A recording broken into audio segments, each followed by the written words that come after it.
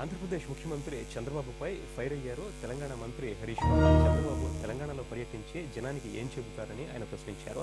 తెలంగాణకి న్యాయబద్ధంగా రావాల్సిన నీరు, విద్యుత్తు రాలేదని చెబుతారా, లేక తెలంగాణ రాష్ట్రాన్ని అడ్డుకునేందుకు దేశమంతా తిరిగానని చెబుతారా అంటూ హరీష్ ఎద్దేవా చేశారు. అసలు ద్రోహి చంద్రబాబు నాయుడు. తెలంగాణ కరెంటు రాకుండా అడ్డుకున్నది చంద్రబాబు నాయుడు. ఇవాళ తెలంగాణ రాష్ట్రానికి కరెంట్ అనేటువంటిది భారత పార్లమెంటు ద్వారా తెలంగాణకు లభించిన హక్కు. న్యాయబద్ధంగా చట్టబద్ధంగా తెలంగాణకు ఇవ్వాల్సినటువంటి వాటా చంద్రబాబు నాయుడు ఇవ్వాలి. కానీ ఈరోజు చంద్రబాబు నాయుడు తెలంగాణ రాష్ట్రాన్ని చీకట్లో నెట్టేందుకు, ఈ రాష్ట్రం ఏర్పడిన నాటి నుంచి కూడా ఆయన కుట్రలు చేస్తూ వస్తున్నాడు.